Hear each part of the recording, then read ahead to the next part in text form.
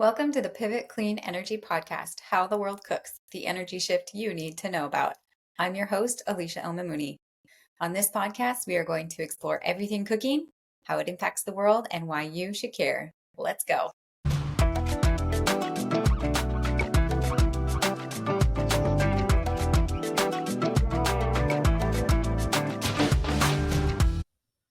Mackenzie Boubin serves as the Director of Global Ethanol Market Development for the U.S. Grains Council, a nonprofit organization that operates globally to promote the use of U.S. barley, corn, sorghum, and related products, including ethanol. In this capacity, Mackenzie oversees development and execution of the Council's global ethanol program, including strategy development, program implementation, public affairs, and strategic partnerships. Mackenzie has a broad experience in the ethanol industry. Prior to joining the council, she was the Biofuels and Industry Relations Director for the Minnesota Corn Growers Association, and prior to that was with the Minnesota Biofuels Association. Today, Mackenzie is going to share about the council's role within ethanol exports and specifically touch on emerging markets like SAF, maritime, and of course, clean cooking solutions. We are going to talk about how Grains Council is working to support market development globally for this new commodity opportunity and the larger partnerships they are leveraging to accomplish heavy lifts around trade regulation and tariffs. Hear about the challenges they see for this growing industry, specific things they are doing to foster growth, as well as the things they and their constituents are most excited about within clean cooking. Don't miss this candid conversation packed with information from Mackenzie and her expertise in helping to expand the nascent clean cooking market.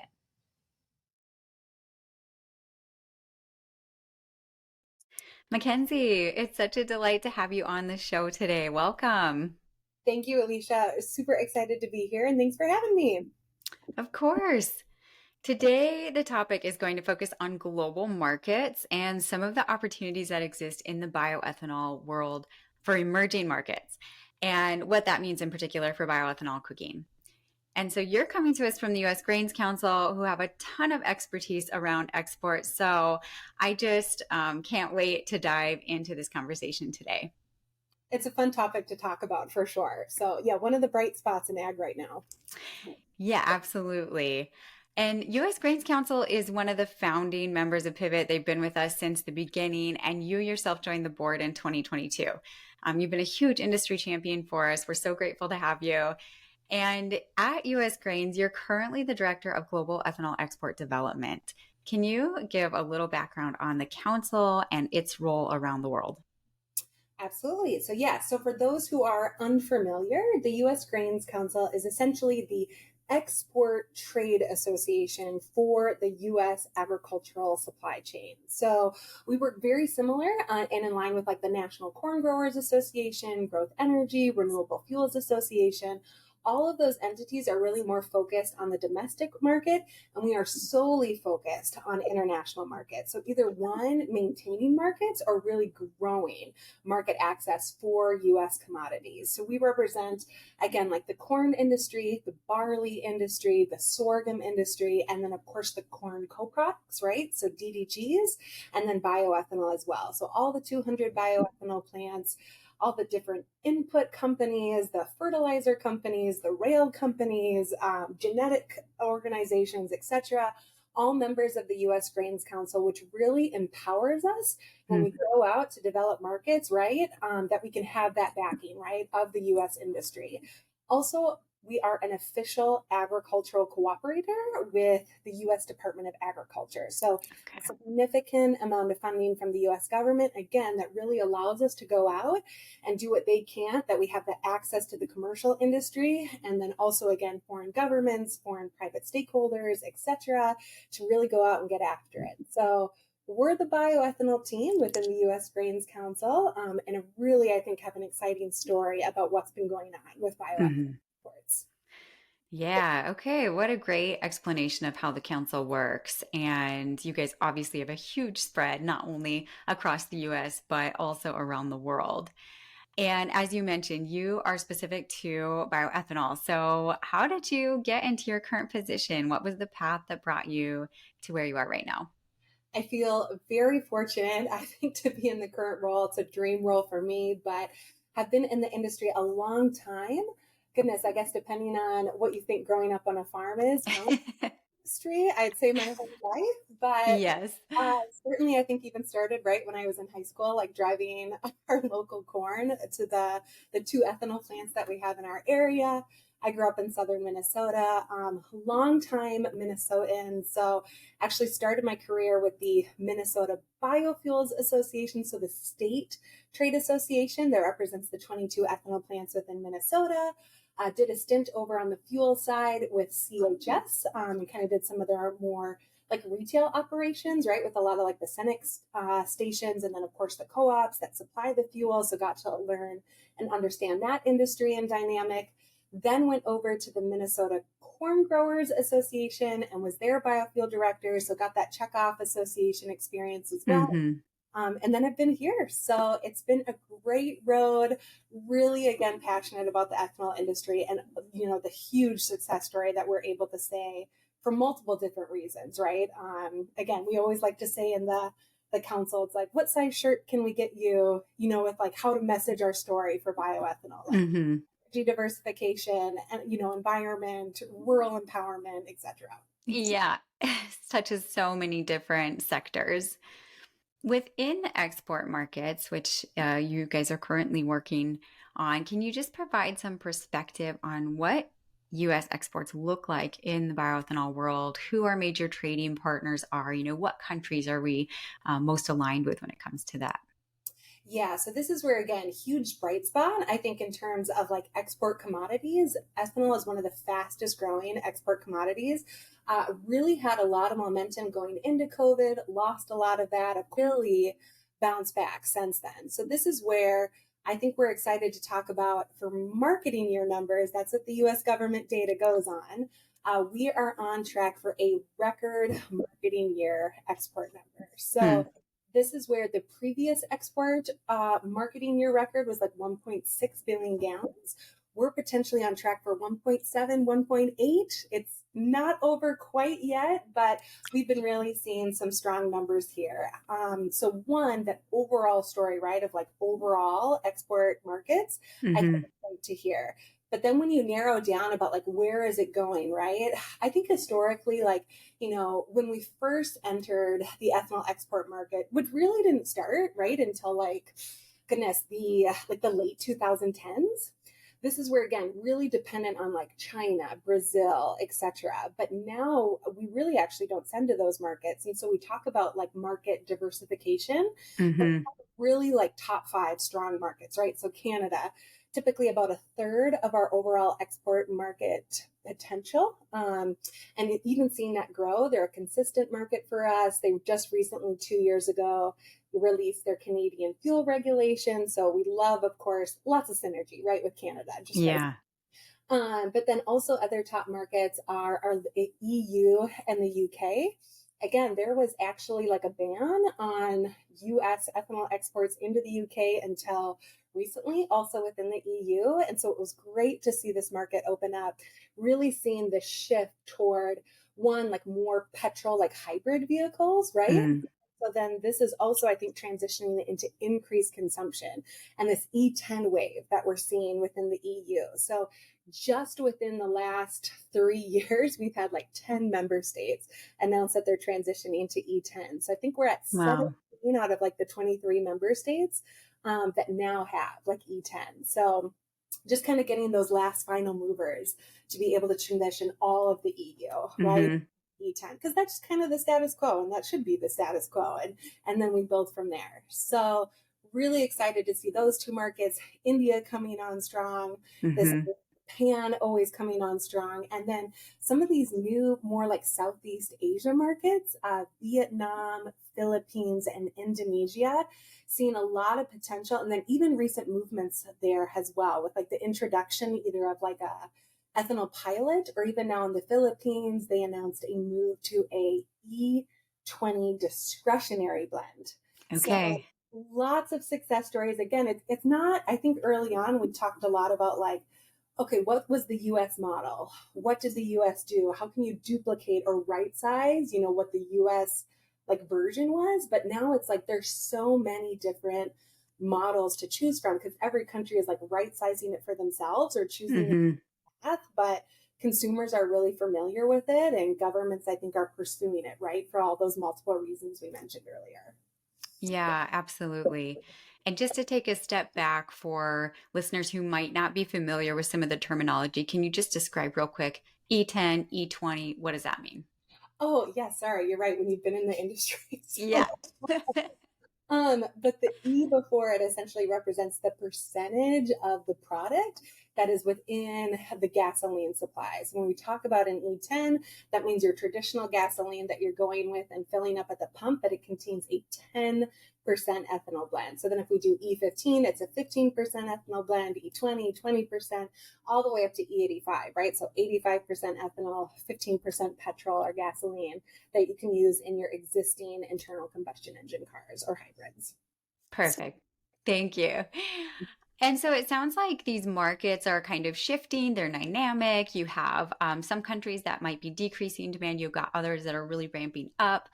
And so, how does that benefit US producers, but also the countries on the receiving end when they're, increasing their imports of ethanol from the US? Yeah, I mean, I certainly think, right, the vision and the goal and like the reason the US Grains Council is around is to like move the US product. So whether that, of course, well, actually our motto is move that grain, right? So whether that is in the form of like an actual bushel or of course now in the term bioethanol, it's a gallon. So either way, like we're moving and creating a market, either like new market pull or like a high value market, right? For some of these like low carbon ethanol markets, etc. But then additionally, it's just having like the demand and this longevity, right? With like US agricultural commodities. Because I think we always talk about, right? The growth opportunity, for so many of the US products, it's outside of our borders. And so Hmm. again, the US Grains Council really, I think, seeks to bridge that gap and go where like the markets aren't or going where, again, like we see opportunity. But in terms of the other countries that are taking our product, right? So again, why would countries decide to pursue like a bioethanol agenda or a blend? And so, like we said, we will tailor our approach accordingly to like what the country is looking for. Do they have bioethanol as part of their like nationally determined contributions as their like Paris climate agreements, right? So Hmm. are we trying to meet their environmental goals or their ambitions to be net zero or net negative, right, by 2050? And bioethanol is a great component and immediately available component to be able to achieve that. Hmm. Other countries, I think, are looking for it similar to why the US did, right? We were dependent on foreign sources of oil. We wanted to empower our very robust, thriving agricultural industry at home. So certain countries, of course, don't have the capacity to actually have a domestic market, but when they really, I think, show that like one, they are committed to like maintaining the blend, and then also like, we're not going to compromise on it. Let's import US product at the front end, really show proof of concept, show that it can work, and then again, like, Sure. work to build out, right, your internal domestic industry. That's exactly what the United States did, right? We were in it Hmm. for a long time, and now we're the top bioethanol producer in the world. So Hmm. get that question a lot, right? Bioethanol is abundant, it's affordable, it's sustainable, and it's compatible with existing infrastructure. So every country is, again, like very nuanced, I think, about why they're pursuing it, but we can really achieve, right, one of like 4 to 12 different boxes that a country is looking for when they're looking to start a bioethanol blending program. Hmm. Yeah, absolutely. And we see that same thing in the cooking sector where you mentioned, they might not have capacity to provide for some of these low carb fuels that they want to be using, whether that's transportation or cooking. And so imports are a great way to get that started. And I know you guys have seen that in several countries just as of late. And so we can talk about that a little bit more too. But and then as these countries get online with getting more bioethanol into their gasoline, into their cooking systems, they can also be developing their own market too. And so bioethanol can be used for industrial use, for beverages. We're all familiar with that. For blending with gasoline, as you mentioned. But I know along with cooking, there's some emerging markets that the council is seeing. And can you just tell us a little bit about that? Yeah, I think you hit it, Alicia. This is something where historically, traditionally, it's like ethanol has been used within like on road transportation, right? Within like existing light duty vehicles. It's always like the famous industry quote. It's like, what did the first, Henry Ford vehicle run on for the Hmm. Barbie? It was ethanol. And so Right. that has, of course, been our foundation, but it actually is a really exciting space because exactly like you mentioned, now these like are these new use markets. So I think a lot of people are talking about SAF, right? So SAF, sustainable aviation fuel, and the role that like ethanol can play to that has like an approved ASTM pathway for alcohol to jet. That can be like a significant market opportunity for ethanol's ability to decarbonize the aviation sector.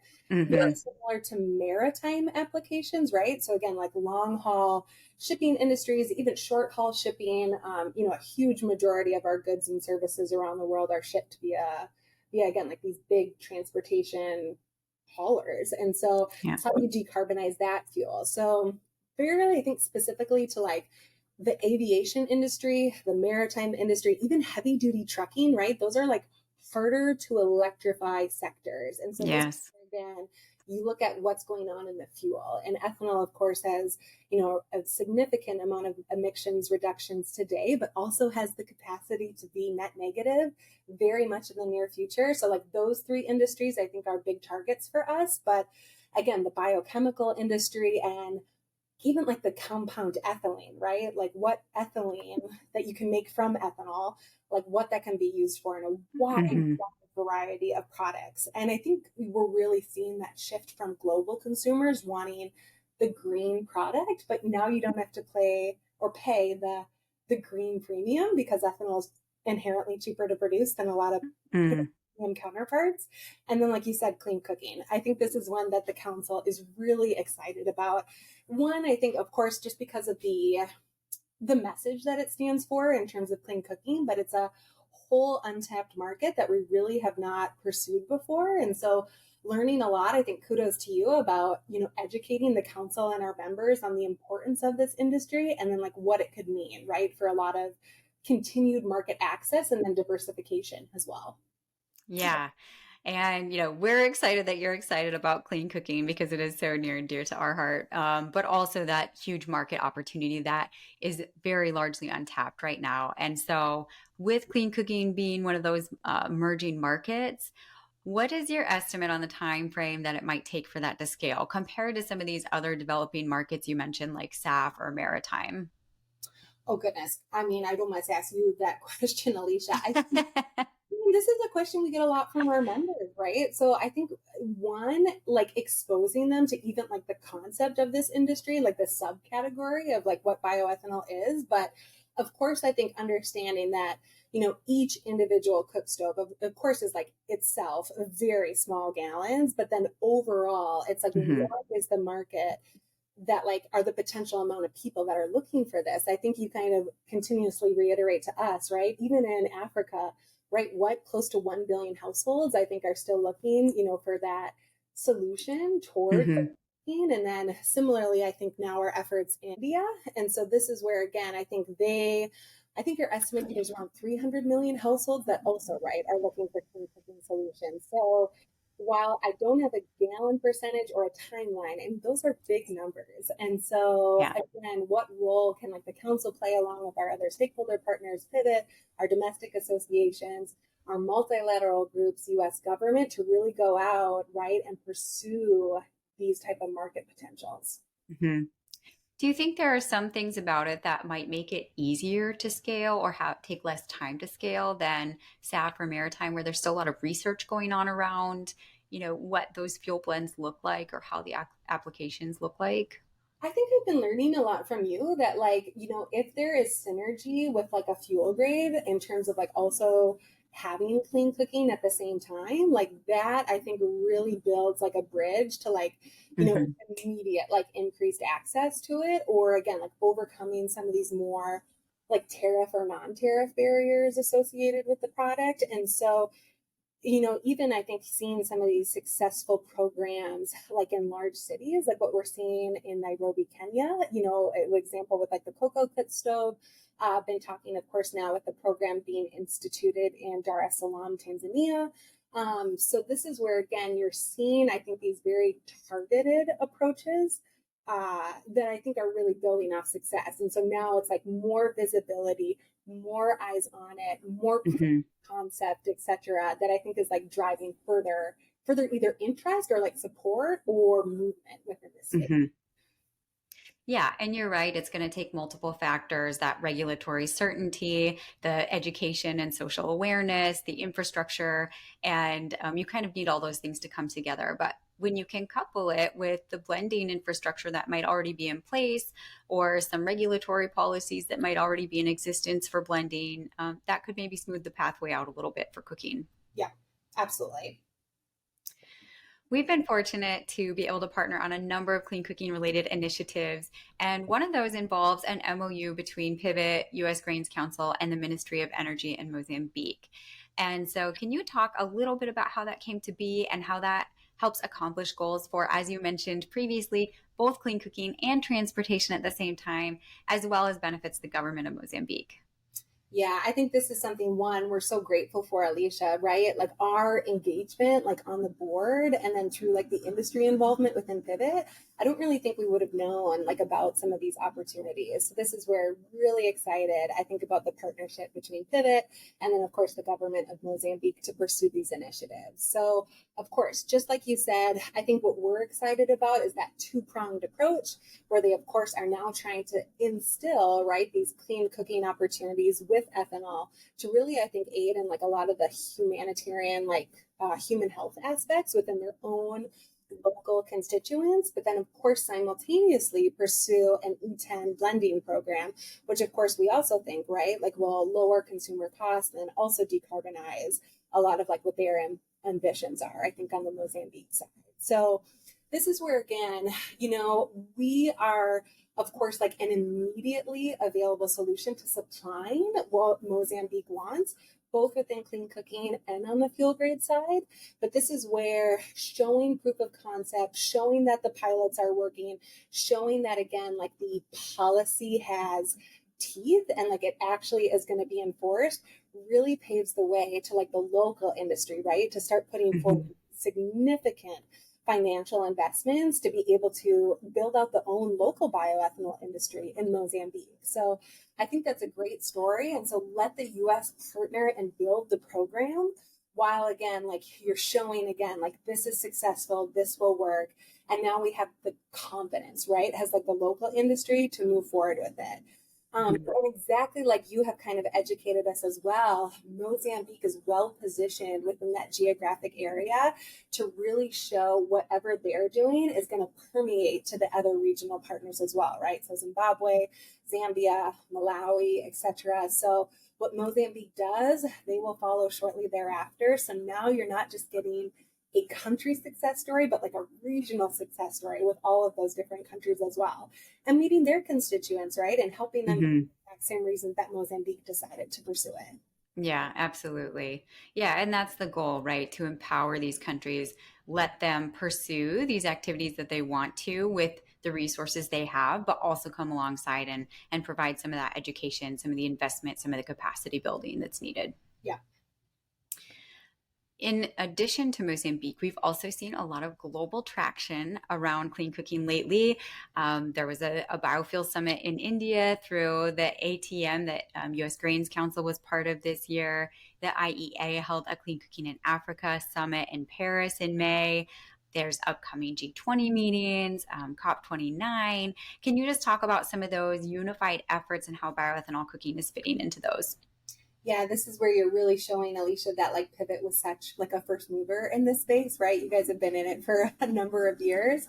I think US Grains Council is a little like later to the party in terms of clean cooking. And then big multilateral institutions are even further back. So I think one, I mean, we're so excited that like now you're getting this big international attention like on this specific industry, and not just like clean cooking in general, but like bioethanol clean cooking, right? So a lot of like verbiage, rhetoric, acknowledgement, like financial resources that I think are being like accumulated to be able to like solve, right, these Hmm. clean like needs around the world, and then specifically calling out bioethanol as like one of the solutions for Right. the cooking platform. So we're so excited, I think, to see now, one like the Global Biofuel Alliance, like recognize this, pursue it, put forth like side meeting agendas, etc., like specifically to discuss this topic. Same thing, right? The International Energy Agency had that huge forum back in May, right? Yeah, in May, Hmm. to address this topic. And so, yeah, this is where, the clean cooking industry overall is a huge, huge industry. But if the bioethanol industry and again, some of our other counterparts aren't there, like we certainly always want to be a part of the conversation and like acknowledged, right, for like the efforts that we can bring. But Hmm. that being said, I feel like it's a whole new audience that like we typically have not held captive before, like with like our speaking points, or we're not familiar with our product. And so this is where I think we're really excited about like the world's interest in Yeah. bioethanol for clean cooking. Because sometimes, right, you got your naysayers or people who are against bioethanol, like specifically within the transportation sector.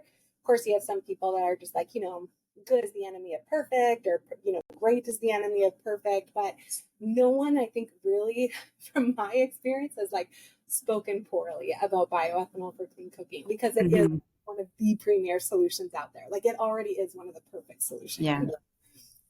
Yeah, agreed. I mean, obviously, we agree. We're promoting it because we do think that it's such a great option, and along the whole supply chain, starting with agriculture and moving along up. And so we're really excited to see it gaining a lot of traction on the global front as well, and getting more dialogue from some of those laterals as well. And so, you guys might be a little bit late to the party, but you're bringing the cake and the confetti, and you guys are going to make it into something a lot bigger than what we could just do on our own. And that's the beauty of these partnerships.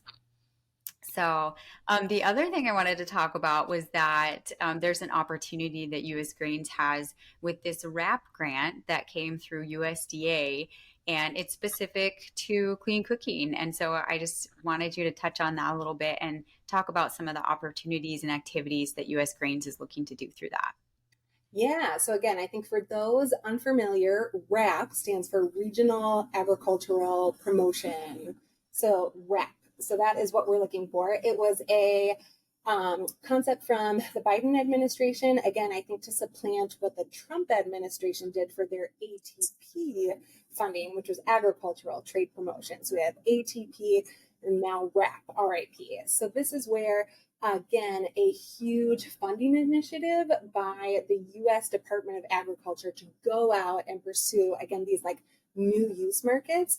They specifically had like an allocation set aside for sub-Saharan Africa, where a lot of your activities just happen to take place geographically. And Hmm. so the US Grains Council, in our grant submission, right? So we partnered with Pivot. This is where, again, you guys provided a lot of insights, because this was, again, a newer market for us, right, associated with clean cooking, to go out and actually ask, right, for support, both financially, and then, of course, again, with maybe more like higher visibility events, or like recognition, or again, tariff support from the US government to address this specific category of bioethanol. So our DC team, of course, like is working on these clean cooking initiatives. Our Sub-Saharan Africa team is working on it, as well as our India team as well. So even I think with broader applications, possibly, right, in some of our Latin America markets, or even our Southeast Asia markets, etc. So I think the council is excited to now use, right, these new government funds to really go out and pursue and complement what Pivot and our other stakeholders are doing within this market. Hmm. Yeah, so excited to see the result of that grant and some of the things that are going to come to fruition through that. So just grateful for all of the support from the council on that as well, and you guys pushing those initiatives forward and giving the business operators on the ground some real practical opportunity to grow their businesses and scale. Exactly. What have you personally seen as some of the biggest challenges coming into this clean cooking space, especially when it comes into entering new markets? Are there certain things that you've noticed are like, ooh, that's a challenge, different than what we see in the transportation industry? Yeah, I actually would say similar to the transportation Hmm. industry. It's a very like cost conscious market, right? So like Ah, anything that has like an influence on increasing costs, whether it is like a tariff, right? If there's like a 10% tariff, 30% tariff, I mean, we're working in like such again like very consumer conscious markets that like every penny counts. And so anything mhm, added to that is like a huge hurdle to overcome. And then in addition to tariffs, right? Then we talk about the VAT, right? Like these tax duties, also on top of like potential imported ethanol coming in. So this is where, you know, bigger than what Pivot or what U.S. Grains Council can do. Like these are huge aspects that really influence a market, and it's very mhm. hard for a singular organization to influence and remove those. And that's where Yeah. I now having these multilateral institutions or the US government really like backing and supporting this is where we're going to see movement. Like once they have Hmm. in and see the opportunity, like they're the ones that can address tariffs, they're the ones that do trade agreements, they're the ones that address VATs, etc. Yeah. And I think once you address those, then you get into exactly what you guys are doing: education, familiarity, infrastructure, supply chain logistics, etc. But Hmm. if it doesn't make economic sense, I think on the front end with some of those barriers, it really is a hard sell for a country even to consider it. Yeah. 100%. And on the flip side of that, as Grains Council is getting more involved in the clean cooking space, what are you most excited about? Yeah, and this is where I think, we're getting our members excited about it as well. We're just coming off our big summer membership meeting. And so this is just, it's a great story to tell, right? And like, it's so tangible. So, Mhm. of course, I mean, again, in the transportation side, we love talking about, if you use E15 the whole year, it's like you're reducing what, like, 200 pounds of carbon, etc. It's like that's tangible. You can like see 200 pounds. You can like, visualize 200 Yeah. pounds. But when you're talking more about, again, like women empowerment, or again like children who are like able to like go off and like get educated, right, because they're not going and they're foraging for fuel sources, etc. It's like, wow, that is such a great success story. And we just love touting and seeing again like what we're hearing again from people on the ground, and how this is truly is like a life-changing aspect, right? And so Mhm. I think that's what our members really buy into. Like, one, of course, it's a market opportunity, but I think more importantly, it's like a huge humanitarian story. And this is where, Mhm. when we talked earlier about, some of these big global institutions, I think that's why they're so bought into it as well. It's a really hard thing to like, I mean, not even fight against, but it's like, talk negatively about it. Mhm. Yeah, definitely. Well, we're really happy that you guys are getting more involved and really pushing the messaging forward and just putting the effort in to really make it happen and to expand access to clean cooking with bioethanol as well. So, very, very grateful for the work the council is doing. Yeah, we're excited about it. I really appreciate, I think, all the hand holding you've done with us, Alicia. Too. I think, one, just to educate our members and educate, I think, one, like how we articulate to the US government, etc. I think this is why the partnership has been so beneficial. Yeah, it's been such a pleasure to work with you guys. We're going to wrap up here pretty soon, but I always have to end with my typical foodie question. And our listeners can't tell, but you are currently pregnant right now, and you're toward the end of your pregnancy. Just to be cliche, have you had any of those cravings, or what's been your favorite thing to eat or cook during the last several months? Well, goodness, Alicia, DC, of course, is a huge foodie town. Yes. I mean, access to literally like any type of cuisine in Washington, D.C. But I feel like the running joke for me has been like, this baby is being built on mac and cheese and milkshakes. So I could probably be a lot better about it, but that's just like, I don't know, that's what it's crying out for. So, You're supporting our farmers like wholeheartedly, the dairy industry. That's awesome. Well, Mackenzie, I really appreciate you taking the time to share a little bit about where the council's at with not only bioethanol exports, but this new emerging space in clean cooking. And So just thank you for sharing your expertise and your thoughts on it, and for all the support in pushing this forward. Thanks, Alicia. Appreciate your guidance and leadership. Take care. Thank you so much for listening. With over a third of the world's population lacking access to modern solutions and cooking with solid and polluting fuels like wood, charcoal, and kerosene, there are huge global impacts in multiple sectors. Pivot is passionate about opening access to household energy options around the world that also lead to reduced emissions, improved health outcomes, environmental protection, greater purchasing power, gender equity, and so much more. Join us for these personal conversations with farmers, fuel producers, distributors, stove manufacturers, policymakers, and consumers to learn about the dynamics that influence how people cook around the world. Please reach out to us at hello@pivotcleanenergy.org to find out how you can get involved. And we'd also be grateful if you found this information valuable and pass it along to friends, family, colleagues, your mailman, your grocer, anyone you know, and find some way to engage. Don't forget to follow us on our social media accounts like LinkedIn and Twitter. Check out our website at pivotcleanenergy.org. And of course, follow us on Spotify or wherever you get your podcasts so you can catch the next episode when it drops.